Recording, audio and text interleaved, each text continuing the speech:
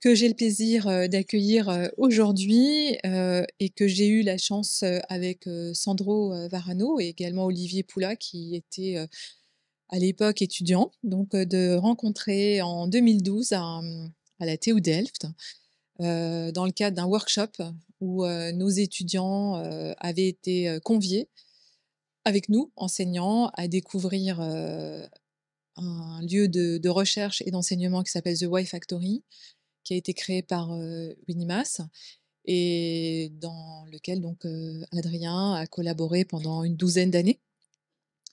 Donc Adrien est architecte et universitaire. Il est engagé dans la recherche, l'enseignement, la conception architecturale et urbaine. Il est titulaire d'un master en architecture de l'ENSA Paris-Malaquais, spécialisé dans le futur de la ville, de l'architecture et des territoires. Donc, au cours de ces 12 dernières années, il a travaillé principalement comme enseignant et chercheur, chef de projet pour The Y Factory, qui est donc un think tank sur l'avenir des villes basé à la TU Delft et qui aborde des thèmes extrêmement variés qui vont de l'écologie à la mode, en passant par la santé, l'éducation, la sociologie, l'art, les sciences et les technologies, mais toujours abordés, je dirais, à partir peut-être quand même du regard de l'architecte, de l'urbaniste, mais en questionnant tous les autres domaines, on va dire, de la société. Ces travaux ont donné lieu à des projets d'exposition réalisés en partenariat avec de nombreuses institutions, dont le Mori Museum à Tokyo, la Dutch Design Week à Eindhoven, le Naturalist Biodiversity Center à Leiden, donc aux Pays-Bas, le COM à Madrid, le PAN à Amsterdam, à Amsterdam, le Centre Pompidou à Paris, Manifesta 13 à Marseille et la Design le Indaba à Cape Town, le Design Indaba à Cape Town.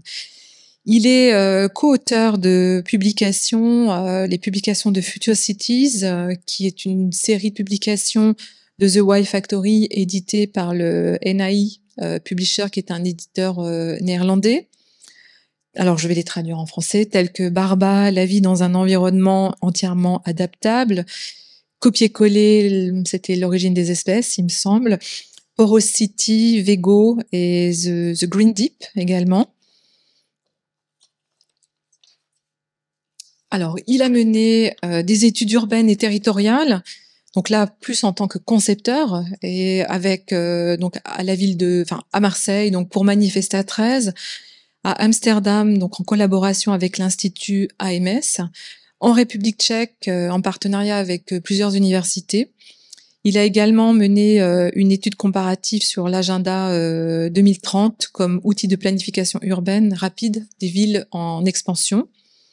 Et dans le contexte de ces différentes, études urbaines, il a conçu et animé de nombreux ateliers participatifs engageant des publics divers. Il a développé une expertise dans le développement d'outils numériques innovants, notamment en tant qu'initiateur du laboratoire MVRDV Next, donc qui est rattaché à l'agence MVRDV à Rotterdam, où il a eu pour mission d'accompagner le développement de la culture informatique de cette agence. Il a travaillé également comme architecte et chef de projet pour de grands cabinets d'architecture en Argentine, en France et aux Pays-Bas. Et actuellement, il est consultant dans le domaine de l'informatique et des nouvelles technologies appliquées à l'avenir des villes, de l'architecture et des territoires. Donc Adrien, je te laisse la parole et pour nous présenter tes travaux.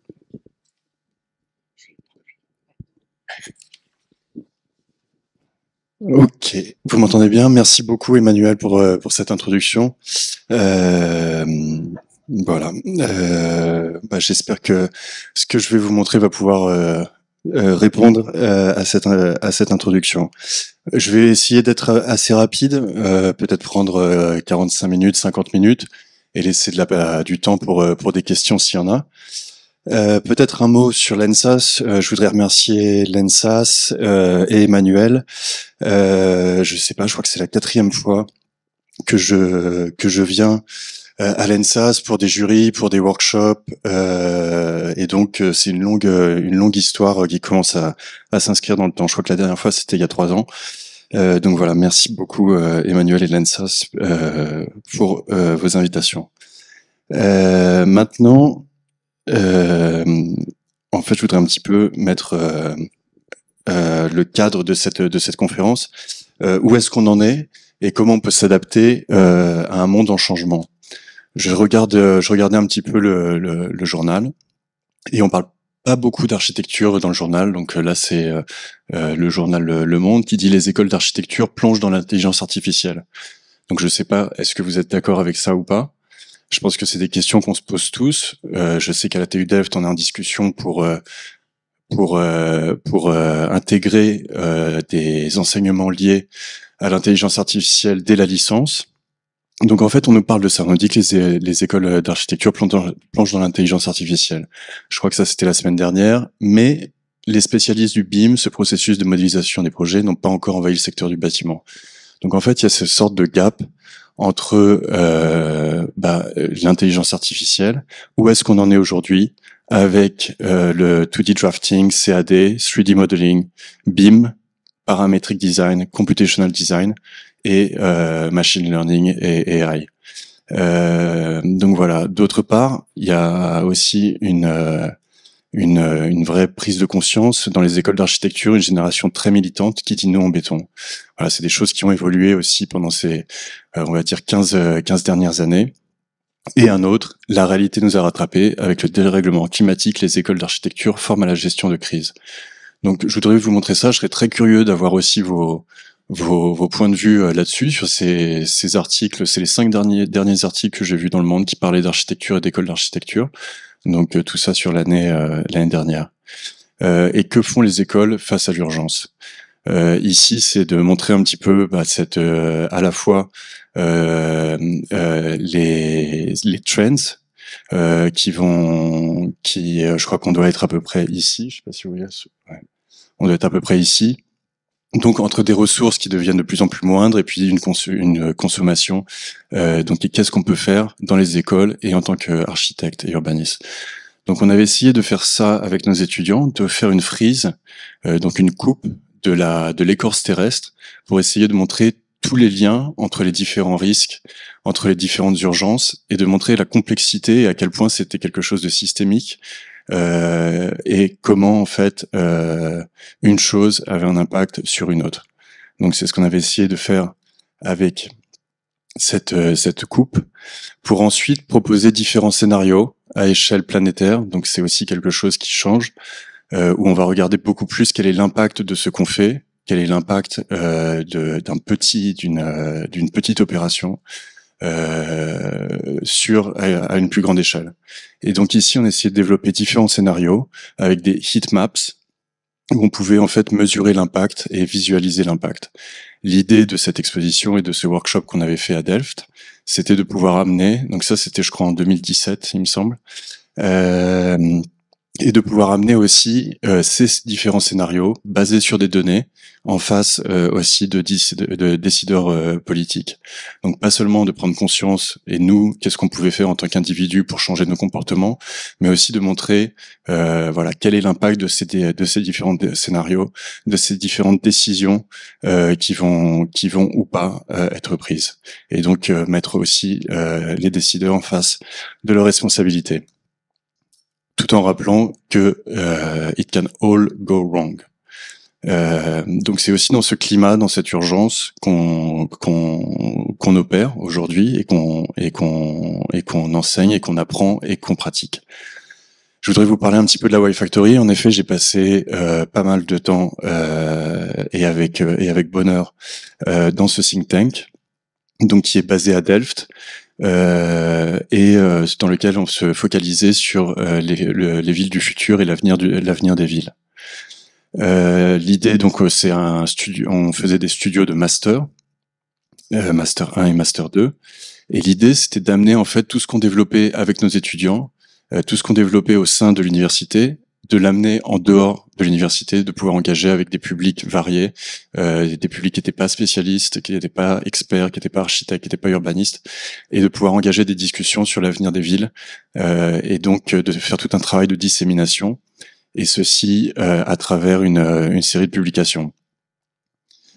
Ici, c'était un peu l'ambition, c'était avec un rythme assez soutenu de faire des publications. On a voulu décortiquer la complexité de ce qui fait la ville, et donc de regarder différents aspects, comme la mobilité, comme la végétalisation des villes, comme la densité, comme l'adaptabilité, etc., etc. Et à chaque fois de maximiser un aspect de cette ville du futur pour pouvoir développer des modèles et des évaluations.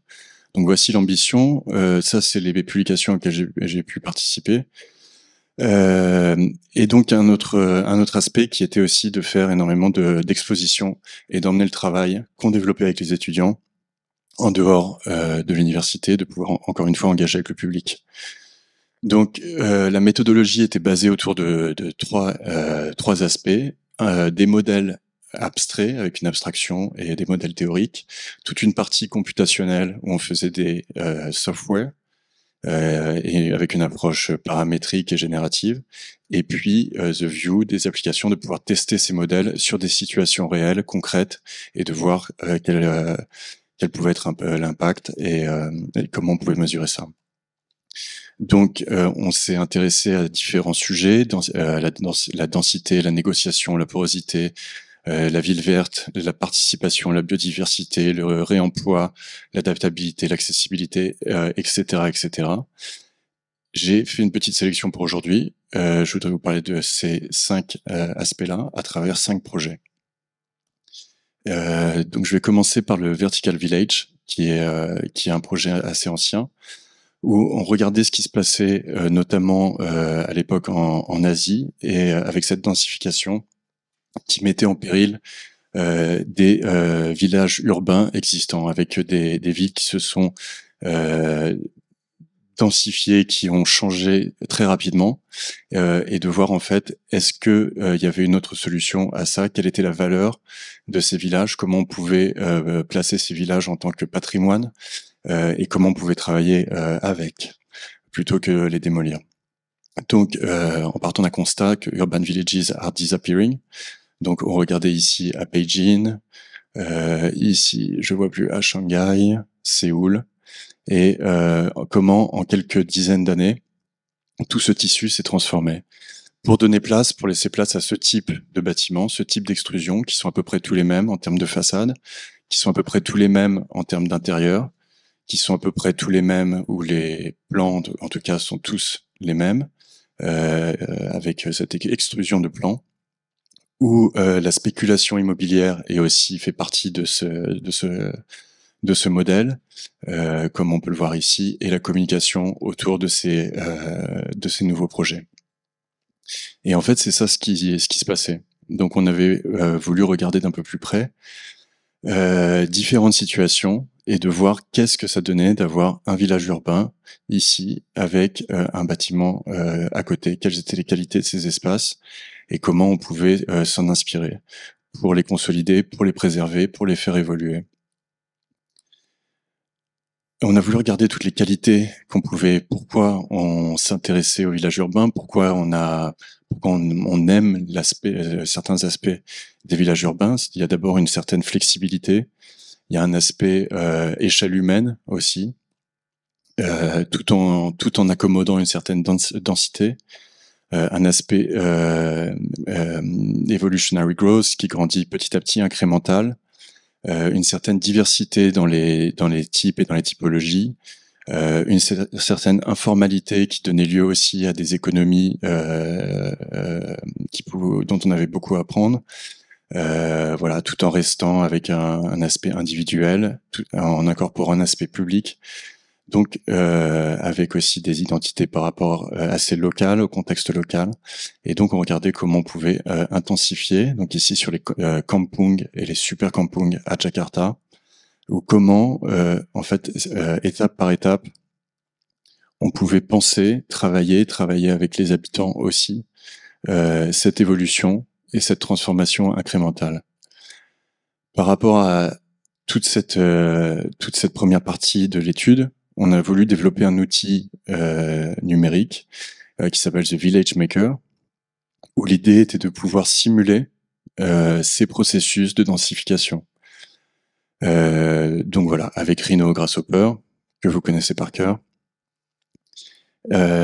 Comment on pouvait tester différentes configurations, comment on pouvait incorporer des éléments comme de garantir que chaque habitant pouvait avoir, que chaque cellule d'habitat pouvait avoir une vue, pouvait avoir de l'accès à la lumière naturelle, comment ça marchait pour des éléments de structure, de circulation, et donc de tester différents types de villages grâce à ce logiciel à cet outil qu'on a donc développé. Donc voilà, sur la lumière naturelle, en maximisant la lumière naturelle, en maximisant les vues, en maximisant l'ensoleillement, etc., etc. Et donc de donner lieu en fait à plein de possibilités et de s'en servir comme un outil, voilà, de design, de discussion, de négociation, pour donner lieu en fait à ce type de résultats. Un autre projet qui s'appelle WeGo, Dream Homes in Density. Ici, on a regardé ce qui se passait dans certaines parties du monde, comme par exemple ici à Mumbai, avec cette tour qui est une tour de 25 étages, qui est en fait pour une personne, une famille seule. Donc on s'est questionné qu'est-ce qui se passait si on continuait ce type de projet, quels étaient les paysages d'un certain type d'égoïsme. Et donc on a regardé aussi ici dans Manhattan avec ces projets de tours très fins, très hauts, qui ont des vues absolument spectaculaires, mais qui coûtent très cher, mais qui aussi vibrent avec les vibrations avec le vent, mais qui se sont multipliés au cours des dernières décennies dans cette partie de Manhattan. My Kondo, donc là on était sur My Skyscraper, My Kondo, d'avoir ce type de rêve de vivre dans un condominium à côté de quartiers comme Paris, ici. Cette image est très connue, elle avait été photographiée et publiée dans The Guardian à Parisopolis, à Sao Paulo. My Island, ce type de paysage à Dubaï. My Retreat dans le Hampshire. My McMansion avec des maisons qui ont des dimensions assez impressionnantes. Ça c'est en France, près de Saint-Tropez. My Swimming Pool. Si on a tous des piscines, je crois qu'on est champion en France pour avoir on aime beaucoup les piscines privées. My Dead End, donc ce type d'urbanisation. My Waterfront, ici en Floride, qui a aussi beaucoup de problèmes en tant que région, qu'en tant qu'État, pour la gestion de l'eau. My Castle, je ne sais pas si vous connaissez ce projet en Turquie, qui est un projet de pure spéculation, où c'est que des châteaux un peu de Disney, les uns à côté des autres, et qui sont tous vides. Ou My Oasis, et combien d'eau est nécessaire pour construire ce type de ville dans le désert. Donc encore une fois, on se demandait est-ce qu'on peut faire différemment et qu'est-ce qu'on peut faire de différent. Donc on a discuté avec ici notre dean à Delft pour regarder et pour essayer de s'inspirer, de comprendre, peut-être pas de comprendre, mais d'étudier, de regarder qu'est-ce qui existait dans différentes parties du monde, qu'est-ce qu'on pouvait apprendre, qu'est-ce qu'on pouvait aussi exporter et comment on pouvait exporter, importer certains modèles de logement et de logement collectif et partagé.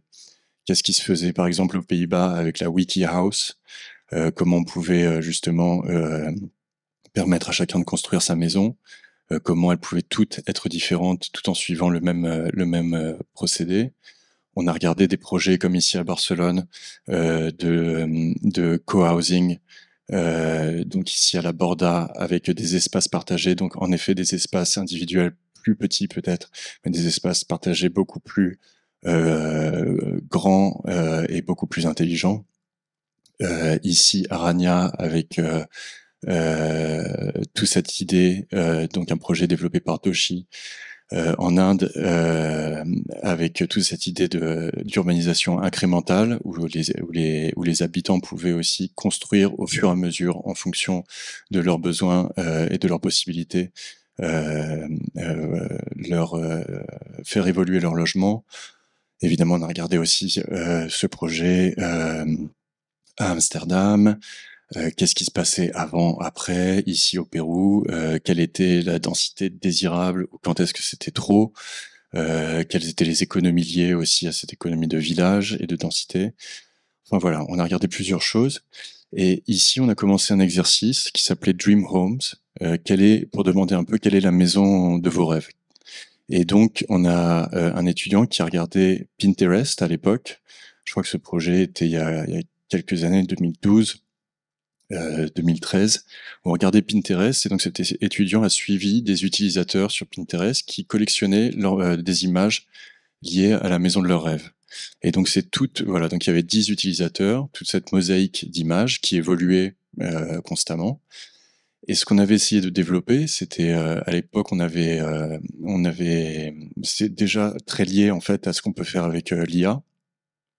Mais l'idée, c'était de pouvoir reconnaître sur chaque image quels étaient les éléments, quels étaient les matériaux, est-ce qu'il y avait une baignoire ou pas, quel était le matériau, si c'était du bois, quel était le type de plafond, est-ce qu'il y avait une vue, une fenêtre sur quel type d'environnement. Et donc, à partir de ça, de créer des datasets pour pouvoir générer et faire évoluer des images donc génératives liées à la maison de nos rêves. L'idée, c'était aussi de montrer que les utilisateurs de Pinterest pouvaient peut-être être un peu plus en contrôle de ce qu'ils choisissaient, quand ils sélectionnaient une image, de montrer qu'est-ce que ça pouvait devenir avec ces images générées ici. Et donc voilà, c'était l'idée de montrer aussi, est-ce qu'on rêve tous de la même maison, qu'est-ce qui diffère, et donc voilà comme première partie d'exercice. Ensuite, on a voulu, avec des maquettes très simples, de manière très simplifiée, montrer ces maisons en volume et se demander qu'est-ce qui se passe quand ces maisons doivent trouver leur individualité dans un contexte de densité. Donc, qu'est-ce qui se passait comme dans le Vertical Village et qu'est-ce qu'on pouvait rajouter comme étape, en fait, pour que toutes ces maisons puissent rentrer dans un volume qui était dans une enveloppe qui était plus petite que la somme de toutes ces maisons. Et comment on faisait pour négocier et discuter et collaborer. Et donc, on a décidé de faire un jeu vidéo pour ça. On a d'abord commencé, on était inspiré par ce diagramme, ici, d'un projet de MVRDV, où il y a deux architectes, deux clients, qui négocient l'un avec l'autre, avec les architectes qui font un peu les médiateurs, pour essayer de faire rentrer dans cette enveloppe les deux appartements, les deux maisons. Donc on a commencé par discuter en groupe. En général, ça donnait le résultat préféré. Ah, vous voyez pas ma souris. Donc le résultat préféré était l'étape 1, je dirais, moitié-moitié. Ensuite, on a décidé de dessiner ensemble. Ensuite, d'utiliser des tableurs Excel. Ensuite, d'utiliser Rhino pour faciliter cette négociation. Et finalement, de développer un jeu vidéo où les 17 étudiants de ce groupe pouvaient en simultané jouer et collaborer pour essayer de placer leur maison de leur rêve et les différents éléments qui la composaient. Donc voilà les groupes d'étudiants, chacun avec une maison, et donc comment faire pour faire rentrer toutes ces maisons ici. Donc on a développé ça avec Rhino Grasshopper, encore une fois, et on a développé 4 types de jeux pour essayer différentes variations et essayer de comprendre qu'est-ce qui variait à chaque fois. Donc ici, par exemple, on pouvait pas voir ce que les voisins faisaient. Donc c'est-à-dire que si je mettais ma cuisine ici et que l'autre mettait autre chose, on voyait pas, on n'avait pas d'informations sur ce que les voisins étaient en train de faire quand ils dessinaient leur maison de leur rêve et donc participer à dessiner ce logement collectif. Un autre ici, un autre exemple de jeu, un autre exemple de jeu. Et l'idée, c'était de pouvoir mesurer de manière systématique le degré de satisfaction de chaque usager et pour chaque itération de jeu et à chaque étape du jeu en fait.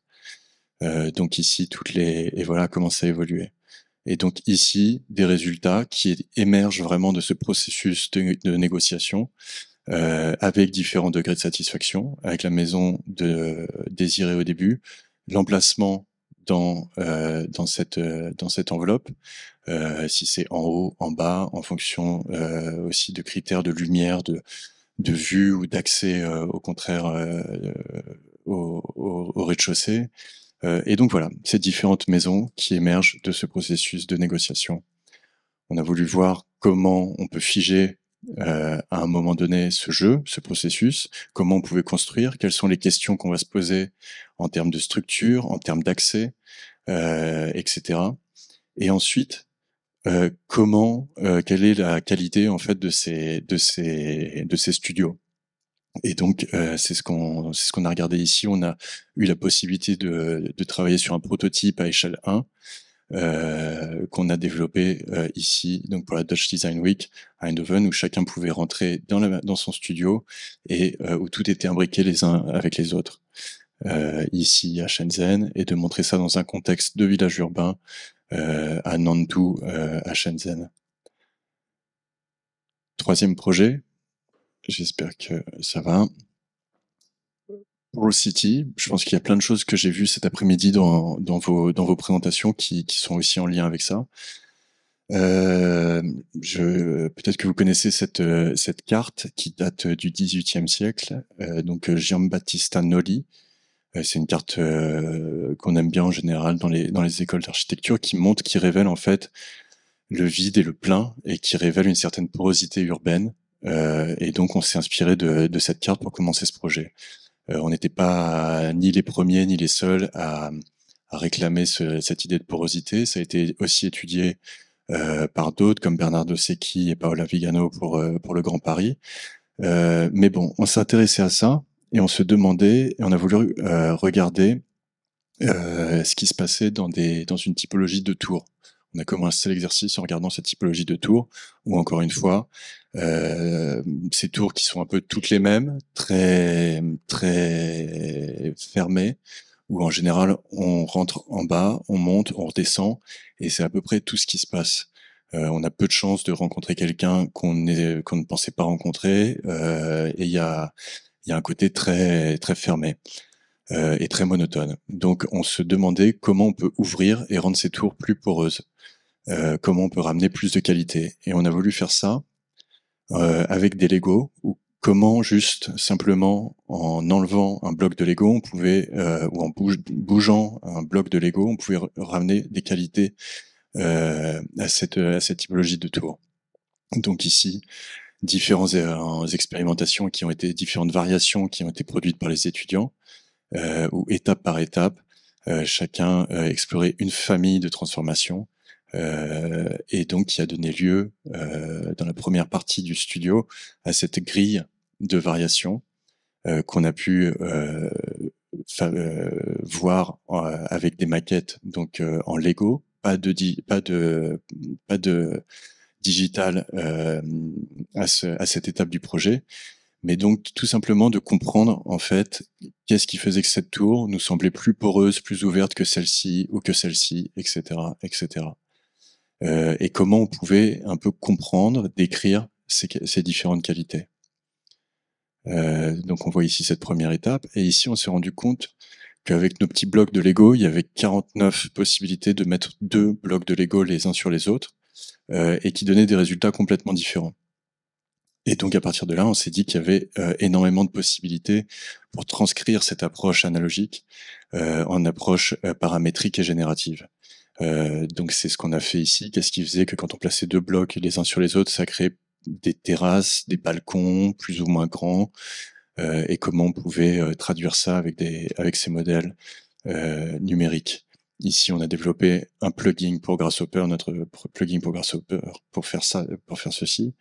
On a développé aussi des approches génératives pour pouvoir empiler ces blocs les uns sur les autres, et pour ensuite produire ces différents modèles qui pouvaient ramener plus de lumière naturelle, ramener plus de ventilation naturelle, donner naissance à faire émerger des terrasses, des balcons, des terrasses plus communes ou des balcons plus individuels.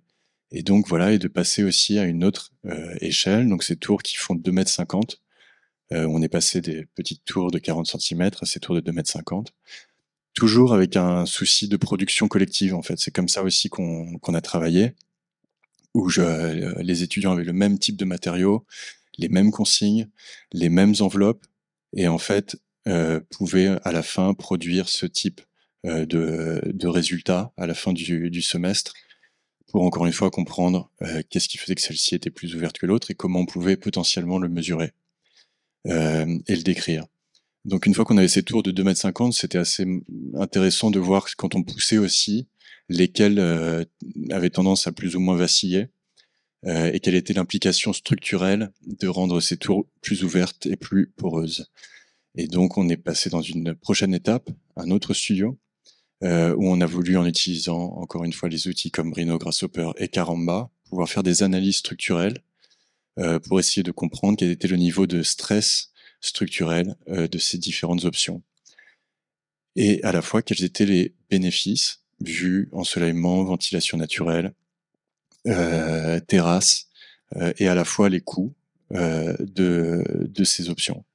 Et donc, encore une fois, de manière systématique, pouvoir mesurer, comparer toutes nos options et de essayer de les trier en fonction des paramètres qui nous intéressaient et de voir lesquels répondaient plus ou moins bien aux paramètres désirés. Donc encore une fois, un outil aussi de discussion, un outil de négociation pour essayer d'identifier quelles options nous intéressent. Donc en effet, ces tours aujourd'hui, on a été invité lors d'une exposition qui s'appelle Coding the World au Centre Pompidou, et finalement le Centre Pompidou a décidé d'intégrer ces tours à sa collection permanente. Donc pour nous, c'était aussi quelque chose de très important de voir que les travaux développés avec les étudiants au sein de l'université pouvaient intéresser un musée national et faire partie d'une collection. Avant-dernier, je vais peut-être ralentir un tout petit peu. The Green Deep, Covering the City with a Forest. Donc ici, on a voulu s'intéresser à un scénario qui était de couvrir les villes existantes, les couvrir massivement avec de la végétation et de visualiser ce scénario, de le maximiser évidemment, presque à l'absurde, et de visualiser ce scénario et encore une fois d'être capable de mesurer l'impact.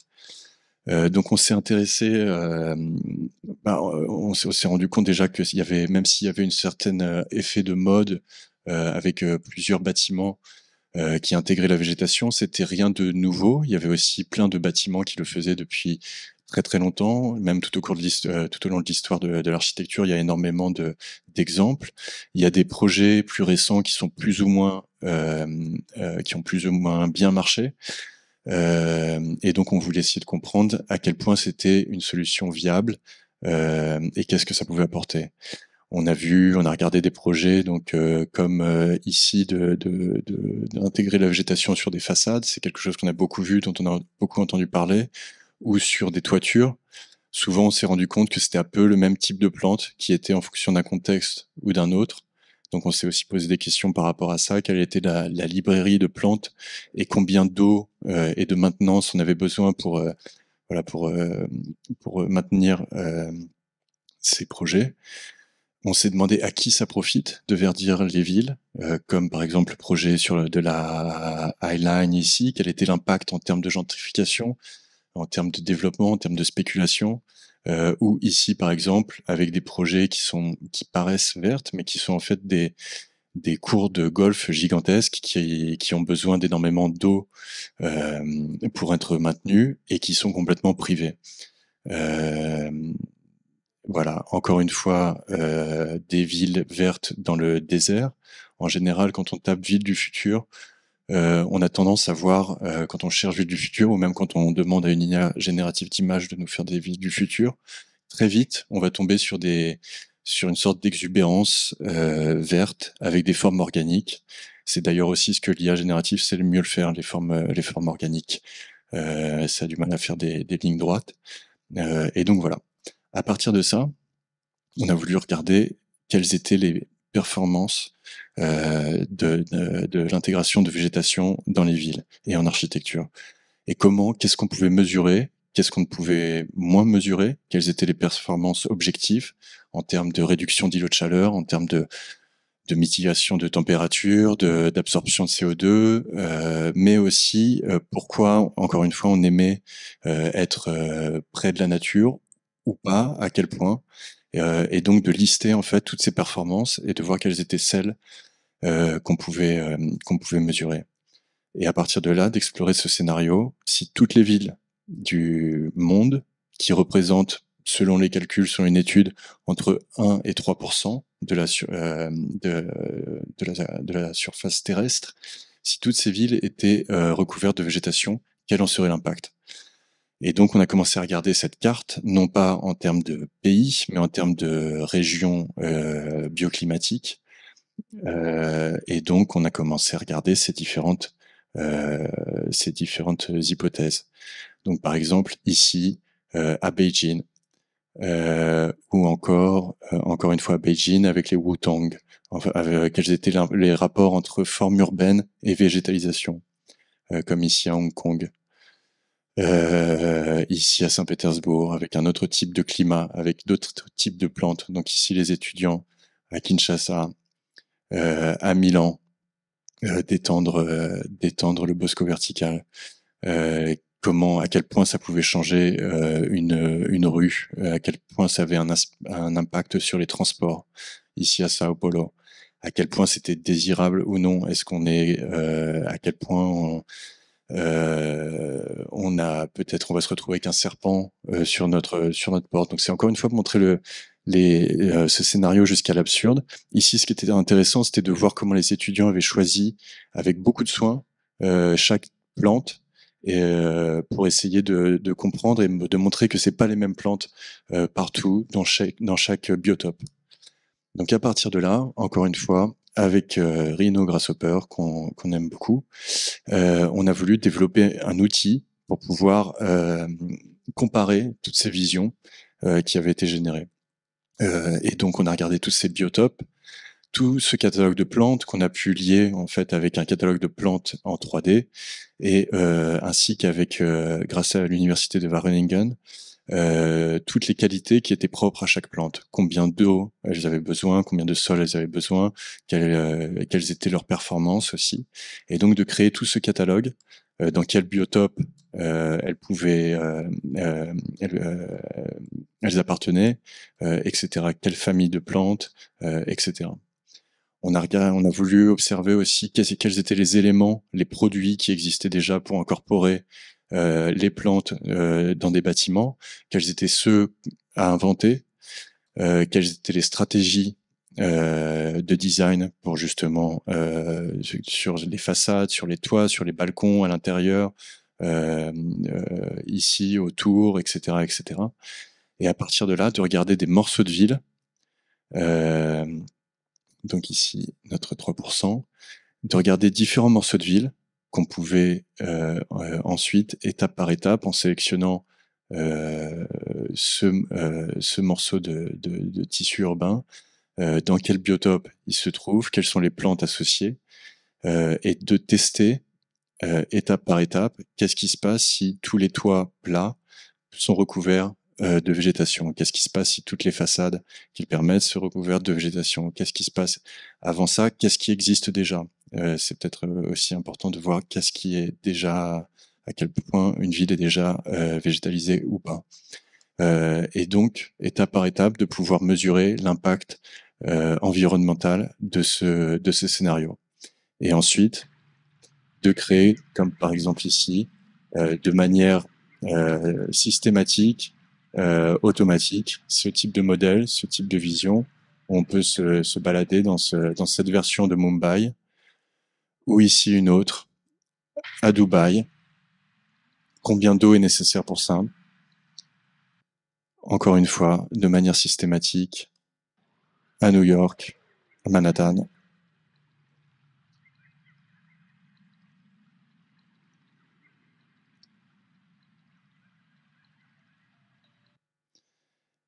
Et ensuite, on a voulu amener ces résultats, encore une fois, dans une exposition. Donc ici, avec la coupe que je vous avais montré au début, et avec ce type de projection, ce type d'explication, dans une exposition ici. Voilà. Dernier projet. Dernier projet, donc c'est un projet qu'on a développé avec Manifesta, qui est cette biennale nomadique qui va changer de ville tous les 2 ans et développer cette biennale. Donc c'est un petit peu un modèle complètement différent qu'une biennale qui va se passer comme par exemple la biennale de Venise qui va se passer tous les ans ou tous les 2 ans en architecture au même endroit, et de voir aussi qu'est-ce que ça laisse, quel est l'impact d'une biennale pour une ville. Et donc manifester à cette approche. Donc là, la dernière édition était à Barcelone. Et nous, on était chargé de l'étude en fait, de l'étude urbaine sur la ville de Marseille. Donc Manifesta 13 en 2018, il me semble. Et donc on est arrivé à Marseille que je ne connaissais pas. Et donc l'idée c'était de développer toute cette étude urbaine. Donc on a commencé par découvrir la ville de Marseille et d'essayer en fait d'aller on a beaucoup marché, beaucoup parlé. On a rencontré plein de gens, plein d'acteurs, plein d'associations, et donc d'essayer de discuter avec eux pour essayer de révéler en fait qu'est-ce qui faisait la beauté, la complexité de cette ville, et d'en révéler aussi les potentiels. Donc on a d'abord développé toute une série d'interviews, donc voilà, avec différents experts, avec différentes associations, donc un directeur artistique, une chercheuse, ici le directeur d'un cinéma associatif, ici une association de musique, le concierge d'une barre d'immeubles, etc., etc., etc. On leur a demandé de nous raconter leur carte de Marseille, et comment ils pratiquaient, comment ils percevaient cette ville. Donc ça c'était dans un premier temps. Dans un deuxième temps, on a voulu en fait comparer ça avec une autre approche qui était un peu plus quantificative, et donc de produire des cartes. Et on a voulu essayer de regarder Marseille de A à Z, disons. Et donc on a regardé plein d'aspects. Ici, les gated communities de Marseille, où il y a un nombre assez impressionnant de résidences fermées, de résidences privées dans Marseille. Les risques liés aux incendies, beach accessibility, l'accès à la plage. Donc Marseille est au bord de la mer, mais pourtant n'a pas une grande accessibilité à la plage. Ici, pourtant, c'est une des rares villes à avoir un parc naturel qui fait partie de la ville. Ici, inadequate housing, la qualité désastreuse des logements dans le centre-ville et dans différents quartiers de Marseille.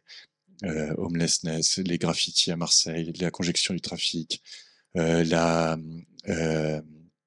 les disparités énormes entre nord et sud en termes économiques, les shopping malls qui sont assez nombreux à Marseille, la pollution environnementale, l'agriculture, les hiking pass qui passent par Marseille, les questions liées à l'emploi et au chômage, le prix des maisons, l'abstention, les infrastructures liées au sport, etc., etc., etc.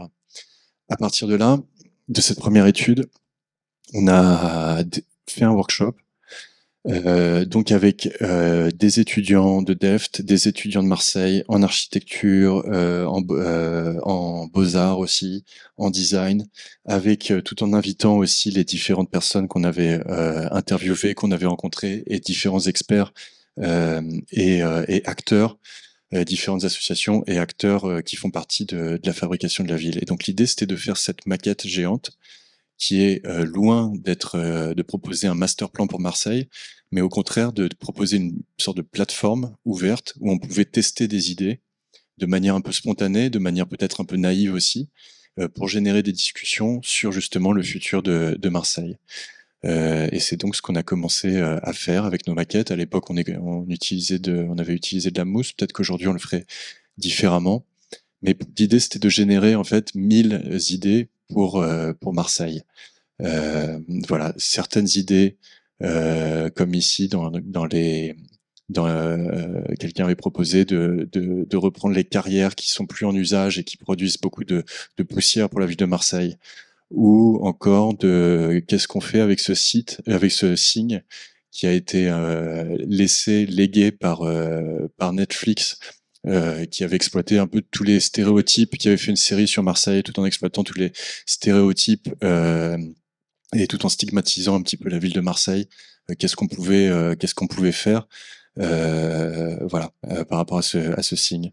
Un autre qui proposait une intervention justement sur les toits de certains ensembles. Comment on pouvait, une autre proposition pour amener plus de diversité dans les typologies, dans certaines barres d'immeubles, d'étendre les lignes de métro, redonner accès à faire Copacabana Marseille avec toute une plage le long de la digue du Nord. Donc il y a à peu près 7 kilomètres dans les quartiers nord à cause des infrastructures portuaires qui ne sont pas accessibles, voilà, pour tous les quartiers qui sont au nord. Donc on a du mal à accéder. Donc ici une proposition était de faire ça. Est-ce qu'on pourrait se baigner dans les docks du port?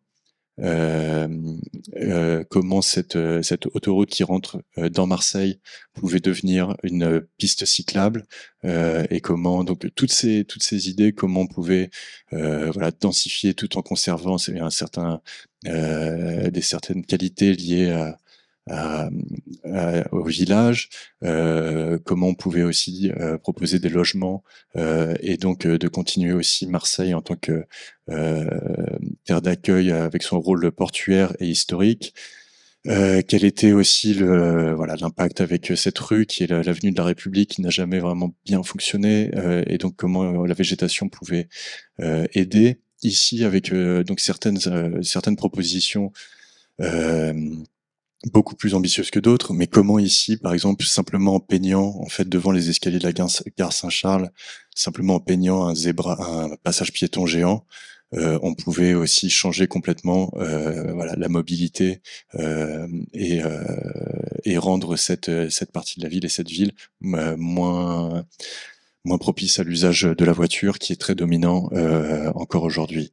Voilà, qu'est-ce qu'on faisait avec ces bâtiments, ici comment on pouvait avoir ce type de plateforme pour générer de la discussion sur le toit de la mairie, qui a été longtemps un lieu un peu fermé, et voilà.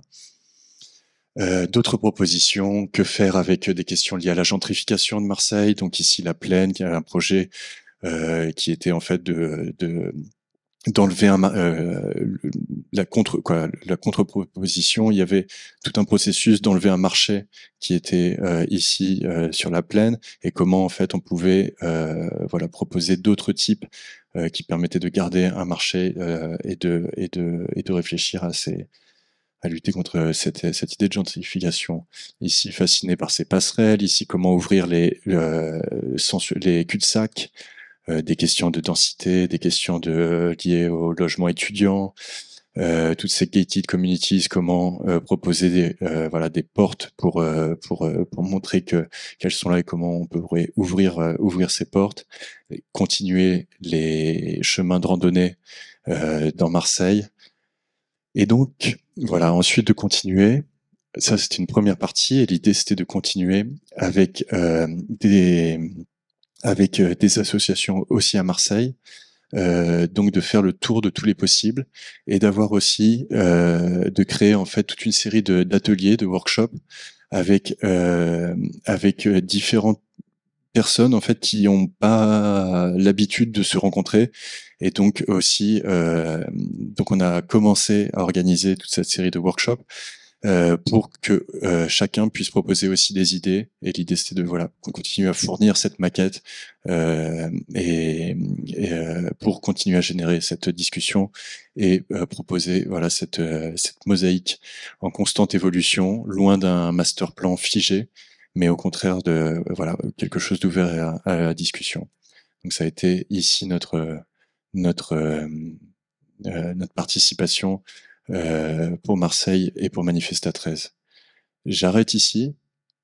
Qu'est-ce qui se passe ensuite? Ça, c'est, je vous ai montré quelques projets que j'ai développés donc au cours des 12 dernières années à la Y Factory. Donc j'espère que ça vous donne un petit peu une idée de différents thèmes qui nous semblent en fait intéressants d'adresser quand on parle de la ville du futur, quand on parle de l'avenir des villes. Et donc voilà, aussi de montrer des outils, l'utilisation des outils. J'ai essayé de le mentionner comme ça, mais évidemment dans tous ces projets, ça a été aussi on utilise évidemment tous ces outils numériques et ça nous paraît presque évident. On n'a pas besoin d'en parler plus que ça. Ça veut pas dire que si on utilise des outils numériques, on va pas faire des maquettes physiques. Ça veut dire que si on utilise des outils numériques, c'est pas pour ça qu'on va aussi pas dessiner, c'est pas pour ça qu'on va pas discuter et tout ça. Donc ça nous semble important, et l'importance aussi de ramener justement tout ce qui est produit au sein de l'université, d'ouvrir un peu les universités sur le monde extérieur, sur le réel. C'est bizarre, j'ai du mal aussi à comprendre quand on parle du monde réel comme si c'était quelque chose qui n'était pas dans l'université. Et ça, je pense qu'à travers de montrer notre travail, de savoir parler de notre travail, de parler des outils qu'on utilise, avec une audience qui est pas ici, est très très important en fait pour la fabrication de la ville. Donc voilà, 3 points pour terminer. Aujourd'hui, moi, je continue sur les études urbaines.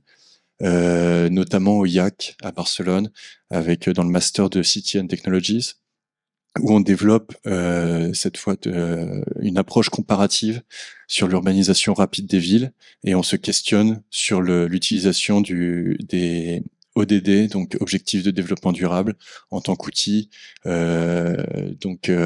à quel point ils peuvent être localisables ou pas, quelles sont les données qui sont disponibles à un niveau local.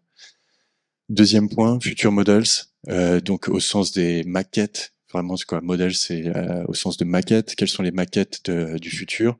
Encore une fois, on parle de modèles en parlant d'IA. Donc, c'est aussi se poser la question de comment ces modèles évoluent, comment nos outils évoluent. Et donc, ici, en développant plus un travail de consultant aussi au sein des agences. C'est tout un travail que j'ai fait en effet chez MVRDV avec MVRDV Next. Quand je suis arrivé il y a donc 12 ans, l'agence, il y avait à peu près 46 personnes, je crois qu'il y en a 350 aujourd'hui. Et donc aussi, les agences se posent ce type de questions en relation avec les outils qu'ils ont besoin et qu'ils ont envie d'utiliser. Et un dernier point que je développe maintenant, qui commence à TU Delft, un groupe qu'on a appelé Building Audiences. Et donc l'idée, c'est de regarder l'architecture en tant que plateforme pour l'engagement, et de travailler sur des pavillons, sur des installations dans l'espace urbain, et toute une série d'expositions. Donc voilà, c'est un petit peu les 3 choses dont je m'occupe aujourd'hui.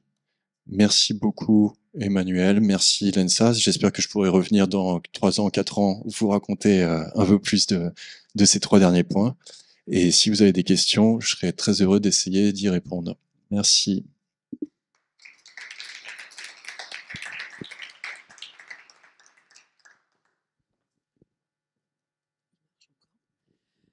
Avez-vous des questions? Daniel, je suis sûre. Oui, bien sûr, j'ai tout de suite envie de vous dire, vous revenez là pour les journées d'architecture. On monte un événement avec les habitants, avec tout Strasbourg. Voilà ce que j'aurais. J'ai même pas de questions parce que je pense que on a envie, ça donne envie. Et voilà, c'est pour ça que j'aurais envie peut-être vous poser la question.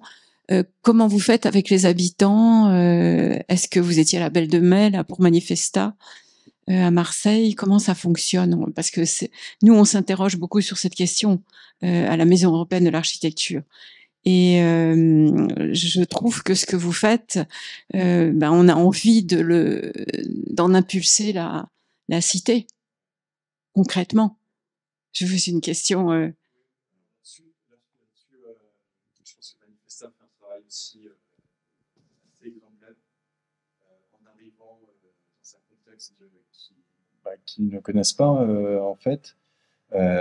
Pour très vite aussi, avec le nom de Manifesta, pour très vite aussi rencontrer toutes les associations et on se rend compte que beaucoup de gens sont très demandeurs aussi. Donc ça c'est quelque chose d'important. Ça crée il y a aussi cette notion d'événement avec des affiches en ville aussi qui permet à diffuser, à disséminer. Donc c'est une commune qui s'adresse. Manifesta, c'est une commune qui demande, qui Ouais. vous greffez sur une commune qui est demandeuse. Comment ça fonctionne? Oui, c'est ça. C'est ça. Donc là, c'était à Barcelone, où Manifesta a décidé de s'intégrer dans différents sites autour de Barcelone. Et l'idée, je pense que c'est vraiment aussi de révéler qu'est-ce qui est déjà là. Je pense que, notamment pour Marseille, c'est des questions qu'on s'est beaucoup posées. D'arriver dans une ville sans connaître. Je pense que la première chose, c'est d'essayer de donner les outils. Donc cette plateforme, c'est ce qu'on a essayé de faire, cette maquette, pour essayer et ces interviews, de donner un espace en fait pour révéler qu'est-ce qui existe, qu'est-ce qui se fait déjà, quel est le travail aussi, de reconnaître tout le travail qui a été fait depuis des dizaines d'années, voilà, par les Marseillais ou par les gens qui habitent. Alors, j'ai aussi une question. Alors, est-ce que vous travaillez en agence? Vous travaillez, c'est de la recherche pure en école d'archi? Comment ça fonctionne Ouais. Alors moi, j'ai travaillé en agence. J'ai travaillé en agence dans différentes agences avec MVRDV aussi, donc pour toute cette partie computation et sur des projets de design. Je travaille aussi en tant que consultant dans des agences, pas seulement d'architecture, aussi d'ingénieur et d'ingénierie. Après, en effet, ce qu'on fait à la Y Factory, l'idée, souvent on me demande quel est le lien entre l'agence et le think tank. Il y a différentes choses, il n'y a pas un lien clair, il n'y a pas une méthode très claire. Il y a une sorte de proximité parce qu'entre Delft et Rotterdam, il y a une proximité, une certaine porosité entre les étudiants ou nous aussi qui passions entre MVRDV et la Y Factory, à travers nos publications tout simplement, à travers Winnie qui est un des trois directeurs de l'agence MVRDV qui s'occupe de The Y Factory. Et aussi des étudiants MPRDV Next, par exemple, c'est que des anciens étudiants de la Y Factory, donc, mais il n'y a pas de façon très, très claire. Merci.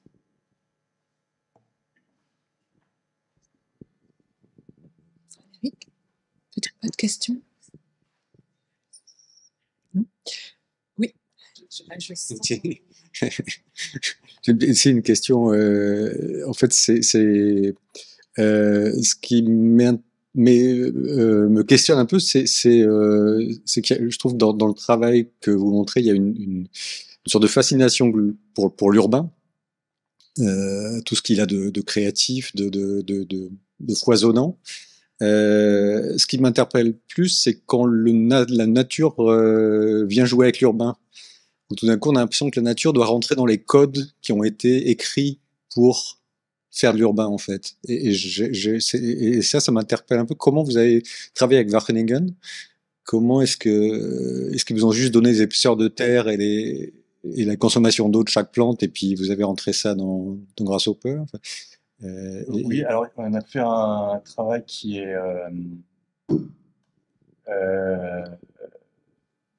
en fait sur ce catalogue de plantes. En effet, je pense que peut-être des botanistes vont nous dire mais c'est pas comme ça que ça marche, c'est pas exactement comme ça. Donc je pense qu'il y a des limites. On a travaillé avec Wageningen en effet avec des données qui nous sont données sur la consommation de chaque plante, avec un Excel qu'ils ont eu qu'ils ont bien voulu partager à certains moments ou corriger certains de nos études, quoi, voilà, qui étaient en effet les étudiants en architecture sont pas sont pas botanistes, moi non plus, et donc il y a aussi d'imiter. Mais l'idée c'était de créer en fait cette connexion.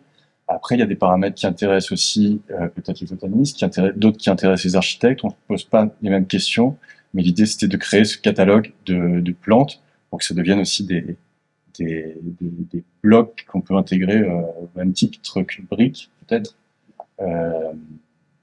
Mais oui, toute cette étude de Green Deep, elle a une certaine limite. Je pense qu'au niveau des données, au niveau de l'aspect scientifique.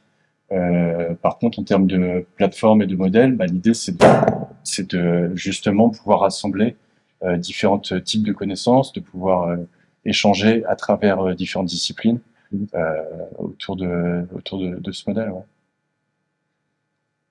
Donc vous continuez sur le sujet, la question du végétal et... Là, ça fait un petit moment, mais oui, ça va. J'aimerais bien, ouais. J'aimerais bien. Je pense que c'est qu'une étape, quoi. C'est qu'une étape. Il y a ces visualisations mais évidemment, il faut continuer. En tout cas, je pense que l'outil et l'approche, elle peut avoir un intérêt. Au final, pour moi, à la fin de cette étude, la conclusion, c'est que couvrir les villes avec de la végétation ne va pas sauver la planète, loin de là. Et peut-être que justement, ce qui était le plus intéressant, c'était pas seulement les quantités de CO2 que ça pouvait plus ou moins absorber, mais c'était plutôt justement ce qu'on pouvait pas ou plus difficilement mesurer. Et pourquoi on se sentait bien aussi près d'un espace, pourquoi ça pouvait avoir un impact social aussi.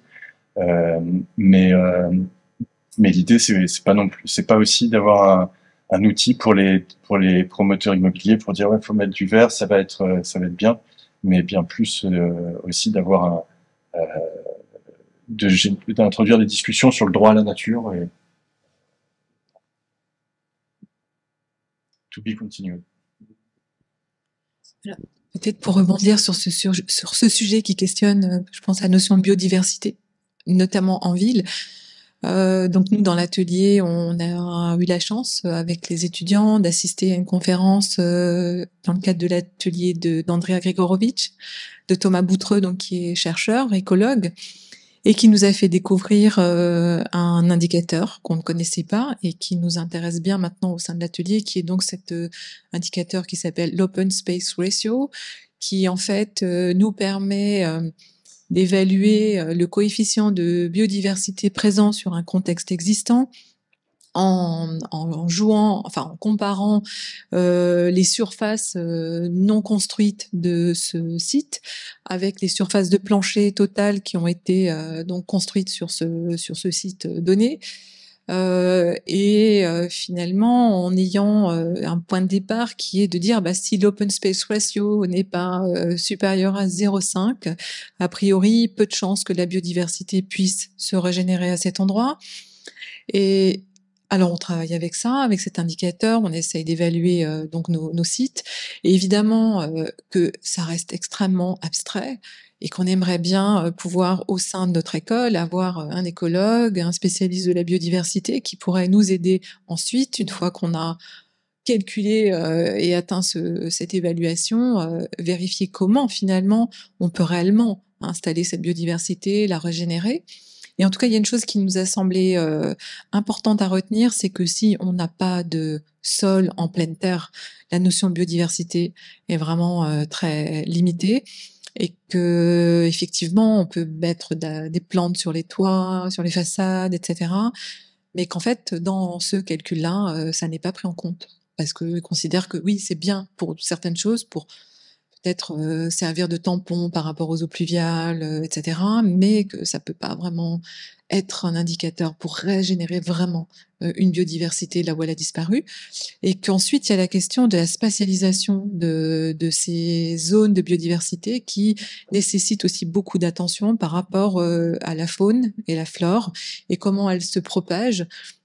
On peut très bien, l'idée c'est la notion de corridor, avoir des continuités, mais peut-être pas que. C'est peut-être à un moment donné se dire c'est à cet endroit-là sur le site qu'il faut absolument régénérer cette biodiversité parce qu'il y aura une pollinisation, il y aura donc le paramètre faune est aussi très important, c'est-à-dire les distances que doivent parcourir certains insectes, etc., pour polliniser. Donc, on a compris que la complexité, en fait, de la biodiversité fait que nous, avec notre approche d'architecte, d'urbaniste, on est enfin, on essaye dans les grandes lignes, quoi, d'aborder ces questions, de les intégrer aussi dans la pédagogie, mais qu'on a vraiment, vraiment besoin de spécialistes aussi dans nos équipes pour ne pas se tromper, pour se dire, bah, ouais, c'est là, c'est pas là qu'il faut imaginer un îlot de biodiversité. Si on doit choisir, parce qu'en fait, c'est vrai que dans le problème de la ville dense qui n'arrête pas de se densifier, mais quel est le foncier encore disponible pour cette biodiversité, alors même que la ville, on ne l'autorise plus à s'étaler en dehors de ses limites. Donc, je dirais un petit peu aussi pour faire écho au questionnement peut-être sous-jacent de Frédéric, c'est comment est-ce qu'on peut s'intéresser, entre guillemets, à la non-ville, c'est-à-dire à la ruralité, à tous ces territoires où finalement on pense que la nature est omniprésente, et c'est pas non plus toujours le cas. Parce qu'effectivement, plus naturellement, je pense que dans les écoles d'architecture, on focus beaucoup sur les villes, et qu'à un moment donné, s'intéresser à ce qui est dans l'en dehors est aussi très, très important, je pense. Ouais. Est-ce que Antoine, non, pas de questions, trop fatigué. Alors, les étudiants de l'atelier ont fait un rendu aujourd'hui, donc ils sont un peu KO. Mais on a la chance d'accueillir 2 étudiants extérieurs. Vous voulez poser une question? Ouais, je les vois bien, une petite question. On est dans un entre-soir, il n'y a pas grand monde ce soir, donc faut pas avoir peur. Peut-être la question qu'on pourrait poser, c'est qu'à l'école, on n'a pas trop, je trouve, l'accès aux bases. En tout cas, nous, dans les formations qu'on a choisies, on est extérieur à cet atelier, alors on ne sait pas trop comment ça se passe chez vous, mais j'ai l'impression de tout ce que vous nous présentez, il y a une sorte de socle commun à avoir avant de pouvoir accéder à toute cette manipulation de données, toute cette formation qu'au final on ne voit pas ici. Est-ce que vous avez des pistes, des endroits où on pourrait accéder à ces ressources pour pouvoir arriver à comprendre et pas forcément, c'est pas imiter, mais pouvoir suivre ces recherches, ces études? Ouais. Alors non, en fait, nous, là, les projets que j'ai montrés, la plupart ont été développés en master, en peut-être première année de master, deuxième année de master. Mais en première année de master, les étudiants n'ont pas le même socle commun. Il y en a qui ont fait la licence à Def, il y en a d'autres qui ont fait la licence un peu partout. Et donc tous n'ont pas et en général, très peu connaissent les outils dont je vous parle. Donc c'est aussi quelque chose qu'on fait pendant le studio. Alors certes, ça demande un certain input de notre part et de l'intégrer complètement aussi au studio de projet. Mais je pense que c'est très accessible en fait. Il suffit aussi, quoi, ça dépend pour faire quoi. C'est d'apprendre les outils. Moi, à l'époque, je les avais appris par moi-même, en cours du soir. Voilà, c'était des choses qui n'étaient pas tellement proposées à l'école. Il y a plus de 15 ans. Et je pense que c'est toujours le cas aujourd'hui. En fait, il y a une certaine curiosité en ligne. Il y a plein de choses qui sont accessibles. Quoi d'autre? Peut-être une chose, c'est que chaque studio, en fait, c'est vraiment une production collective. J'espère peut-être que que c'était clair que j'ai été clair dans la présentation, que ça soit les tours en Lego, production collective avec le même format, le Green Deep aussi, pareil, où en fait on organise le travail tous ensemble. Et donc c'est comme ça qu'on arrive à faire ce résultat aussi. Et l'idée, peut-être une dernière chose, c'est pas que l'idée, c'est que tout le monde ne va pas être capable de développer un jeu vidéo où 17 personnes. Il y en a peut-être une équipe qui va s'occuper de ça, l'autre équipe va s'occuper plus de la maquette physique, mais tous seront capables de comprendre et de parler du travail en fait. Et c'est plus une approche de projet, une approche de travail en équipe qui se met en place. Mais par contre, je pense que c'est très important d'être capable de comprendre les potentiels, les limites aussi de l'utilisation de ces outils. Donc voilà. J'espère que ça répond à votre question. Si, plutôt. C'était justement, j'avais l'impression qu'il y avait une sorte de décalage entre une certaine connaissance qu'il fallait avoir en prérequis, mais en fait, ça vient avec le studio en lui-même. Ouais. Ok, merci beaucoup. Oui, et je vais peut-être ajouter effectivement une chose relative à l'atelier Complex Density, donc qui à l'ENSA, c'est un peu je dirais un atelier un peu particulier puisqu'on a la chance de pouvoir intégrer dans notre équipe pédagogique 2 enseignants architectes et informaticiens, donc qui sont associés à travers l'approche paramétrique à la conception architecturale. C'est-à-dire qu'on n'est pas dans un mode dissocié où vous apprenez l'informatique et la représentation en dehors de cet atelier, mais que finalement ce qui est enseigné est complètement intégré dans la conception. Et peu d'ateliers en France existent sur ce principe-là. Alors c'est pas du tout pour frimer, mais c'est aussi une question de moyens humains et de moyens économiques. Et donc aujourd'hui, on doit faire avec les moyens actuels, et que très souvent, on ne les a pas forcément. Et puis il y a aussi des dogmes d'école qui disent, l'enseignement de l'informatique, c'est pas associé au projet. Enfin, c'est un complément. C'est plutôt dans le champ de la représentation, du dessin, et que finalement nos collègues sont rarement avec nous dans le temps de l'atelier. Et là, je vais citer Sandro Varano, que je remercie depuis 2012, où on travaille ensemble. Sandro, quand nous avons été invités par Vinimas à venir faire ce workshop, bien c'était le seul enseignant à l'ENSAS qui connaissait un peu ces outils paramétriques. Et je parle à ta place, tu t'étais formé par toi-même sur les forums en ligne qui existent toujours, qui se sont, je pense, qui ont augmenté en performance, et donc vous pouvez aussi vous y connecter.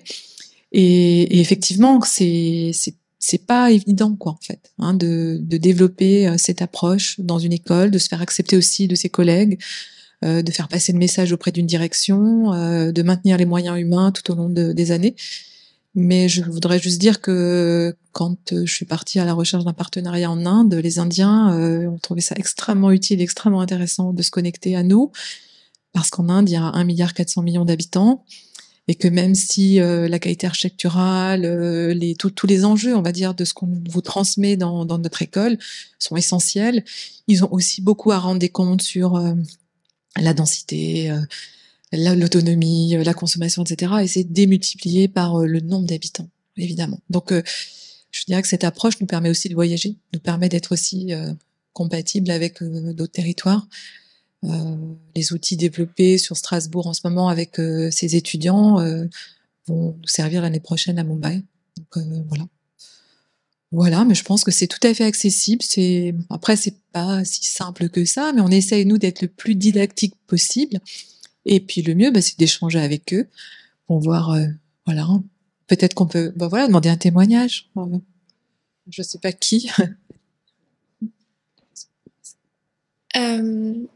Alors, moi, j'ai choisi cet atelier justement pour ça, parce qu'il y avait cette ambivalence entre le projet et l'informatique, et on apprend tellement avec cet outil, avec Rhino, avec Grasshopper. C'est vrai que c'est complexe à comprendre au départ parce que on n'a vraiment aucune base, mais après on a les cours d'informatique pendant le projet la matinée, et c'est une autre logique, mais ça nous permet d'aborder aussi d'une autre manière le projet et de réfléchir aussi plus loin et d'avoir un autre regard aussi sur nous en tant qu'architectes, sur notre propre architecture, sur notre propre création. Et on se rend compte aussi que les possibilités, elles sont infinies et qu'on peut bouger beaucoup de choses, qu'il y a tellement d'espace à moduler. Et c'est hyper enrichissant et hyper intéressant comme outil, je recommande quand même beaucoup. Merci. Est-ce qu'il y a encore une question? Sandro? Je sais pas. Oui, Sandro.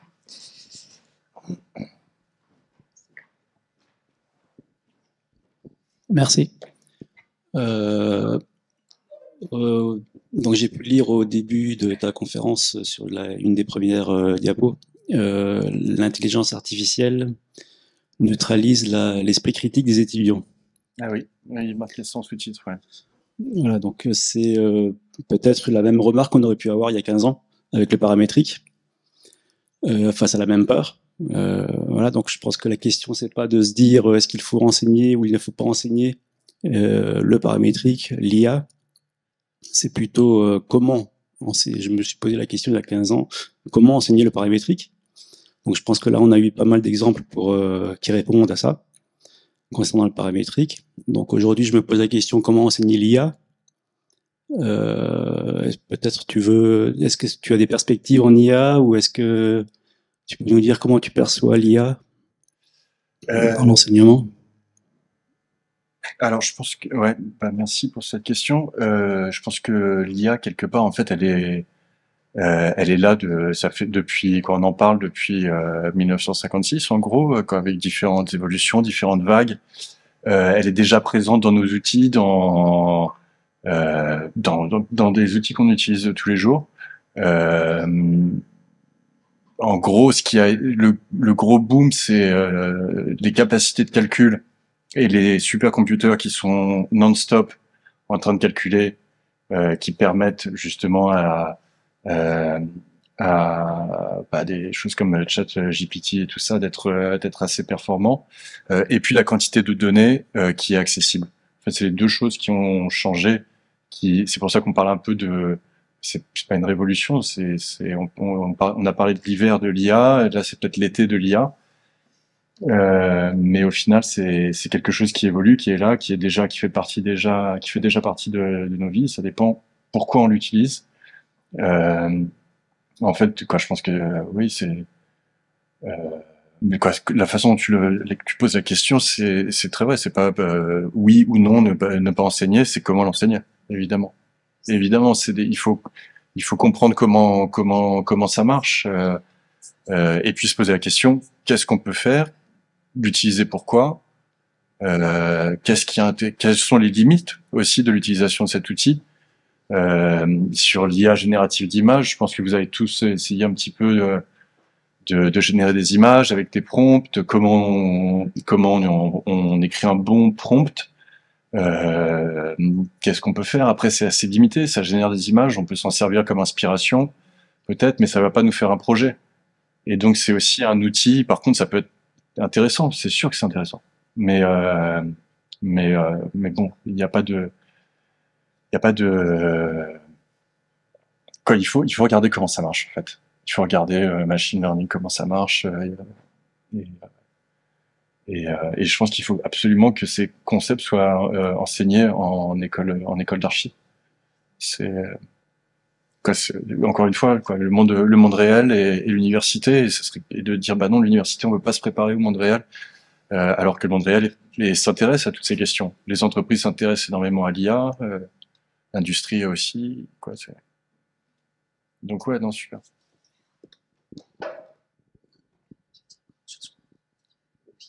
Oui, non, je suis dans le CA de l'école d'architecture et il y a 2 CA. L'enseignement de l'IA a été, comment dire, entériné, ça y est, en fait. Mais je ne sais pas du tout comment ça va se passer. Je pense que toi, tu en sais plus que moi, mais je pense que là, ça y est, c'est parti. Mais je ne sais pas du tout selon quelle méthode. Donc, voilà. La question n'est pas tranchée, quoi. C'est ça. Ok. Bon. Okay. Je pense qu'il n'y a peut-être plus de questions. Les étudiants sont un peu fatigués par la journée d'aujourd'hui. Et celles qui ont précédé, je vous remercie pour votre attention. Merci, à moins que Pascal, non. C'est bon. Ouais. Peut-être quand même la question. Excusez-moi, Bonsoir, merci pour l'intervention. Je suis malheureusement arrivée en retard parce que j'étais en intervention dans un autre établissement. Mais en tout cas, je trouve ça, comme toujours, important, effectivement, quand on a un ensemble de données, effectivement, d'avoir la possibilité, en fait, de les mettre en action pour justement arriver à embrasser la complexité du projet. Et je trouve que, effectivement, comme tu disais, dans des densités importantes ou dans des situations très importante, mais ce que je trouve important aussi, et ce que vous avez précisé, c'est effectivement que ça n'enlève pas, on va dire, la partie conception et l'approche, on va dire, les approches sont complémentaires, on va dire, et les méthodes traditionnelles finalement de conception restent encore actives, c'est-à-dire que l'intelligence artificielle, elle reste avant tout humaine. Et donc c'est un peu ce travail, ces allers-retours. Je pense que c'est toujours important de le montrer. Et je trouve intéressant effectivement aussi de mettre Oui, de faire des systèmes combinatoires en fait qui permettent de comprendre qu'avec des modules on peut remodeler en fait, faire de l'espace en fait, et faire des puits de lumière, faire des choses qui sont avant tout des questions architecturales ou de densité moyenne ou forte sur un espace urbain. Voilà. J'ai pas de questions spécifiques en tout cas. Je pense effectivement, au-delà de la génération du projet, il y a aussi l'évaluation qui se fait tout le temps en parallèle. Et ça me semble être vraiment la spécificité de cette approche, parce que quand on enseigne de façon plus classique, on n'arrive pas à évaluer. Il faut être honnête. Donc je pense que voilà, et là les étudiants peuvent être tous là pour témoigner, c'est que ils ont directement à l'issue je dirais, de la modélisation du script, des résultats sur leur projet qu'ils peuvent renseigner dans un tableur Excel. Le tableur Excel peut produire des diagrammes et ils peuvent même comparer entre eux les performances en termes d'autonomie ou avec d'autres paramètres, on va dire, qui peuvent en plus être combinés avec d'autres plugins qu'on n'a pas encore explorés, sur notamment la performance, je dirais, en termes de lumière, d'ensoleillement, etc. Donc c'est, comme le disait votre collègue, c'est un peu infini finalement les possibles. Et ce qui est aussi important quand même souligner, c'est que bon, Rhino, c'est pas gratuit, mais Grasshopper, c'est l'open source, et ça aussi c'est pas rien. Et je pense que c'est vraiment voilà, quelque chose qu'il faut souligner aussi, quoi. Donc c'est parce que sans évaluation, je pense que dans le monde réel d'aujourd'hui, avec la RE 2020 pour tout ce qui concerne les bâtiments, mais aussi quand on travaille à l'échelle de l'urbanisme, on est perçu comme des romantiques, hein, si on peut pas quantifier. On a devant nous des gens qui veulent qu'on rende des comptes en permanence, et que si on veut défendre un projet qualitatif, eh bien, il faut être aussi capable de renseigner ses performances en termes de data. Donc c'est aussi une manière de dire, ben voilà, en introduisant cette dimension au sein de l'école, ça vous sensibilise à ce que nous vivons quand on est dans le monde réel, et le monde réel, c'est pour demain, hein, pour vous, si c'est pas déjà aujourd'hui. Voilà, ben je vous remercie pour votre attention. Merci beaucoup Adrien d'être revenu parmi nous apporter de nouveaux éclairages sur ta pratique. Et bien sûr qu'on a envie de continuer avec toi, à collaborer et à croiser les regards sur le projet et les outils du projet. Merci. Merci beaucoup. Merci.